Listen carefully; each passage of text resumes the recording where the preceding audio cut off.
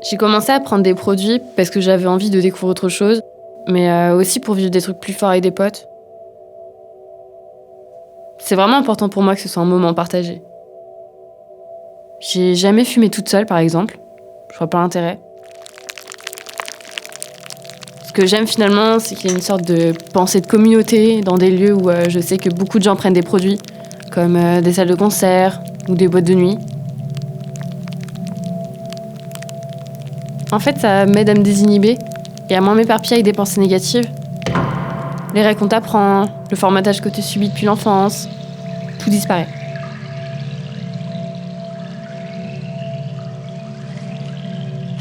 Quand je suis sous produit, j'ai plus le jugement que je peux avoir sur moi-même d'habitude. Je fais plus attention au jugement des autres. Je me sens à l'aise et je me fous de ce que les autres vont penser. Et là, je réussis à me lâcher. Ce qui me plaît aussi, c'est que ma perception des choses est vraiment différente. Tous mes sens sont décuplés et ça me permet de profiter de l'instant présent. Par exemple, s'il y a de la musique, je vais l'apprécier d'une autre manière.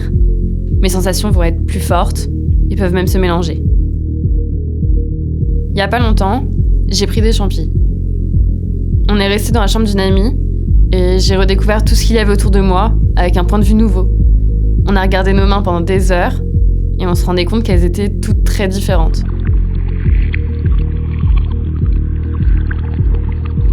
Après, faut faire gaffe à pas apprécier les choses qu'à travers la drogue. Et heureusement, j'arrive parfois à retrouver ces sensations sans être sous produit.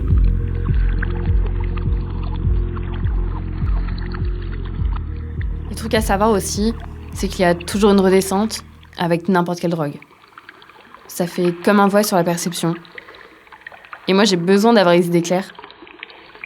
Aussi, quand je fume souvent du cannabis, je perds plus facilement la mémoire, je vais être plus éparpillée.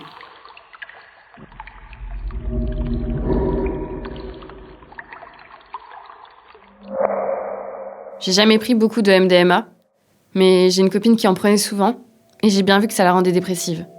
Aussi, j'ai l'impression que plus on est une personne anxieuse et plus va y avoir du bad. Tout est décuplé.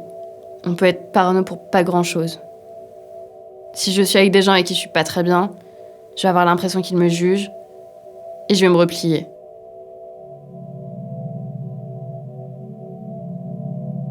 C'est difficile de mettre à distance ces émotions négatives. C'est pour ça qu'il faut se connaître, savoir dans quel état on est. C'est ce que je dirais à des gens qui ont envie d'essayer la drogue.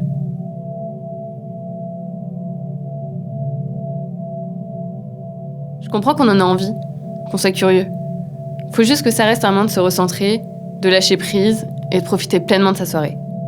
Ça peut être une expérience agréable et intéressante, mais ça peut être dangereux justement parce qu'on a l'impression que ça ne l'est pas. Le risque, c'est que ça prenne trop de place dans ta vie. J'ai pas envie de développer ce genre de relation à la drogue. Je crois que si on en prend souvent, c'est parce que ce qu'on vit à côté est pas fou, ou alors qu'il y a des choses qu'on n'arrive pas forcément à gérer. Ça me va de passer des mois sans prendre quoi que ce soit. Fumer pour fumer, je vois pas l'intérêt.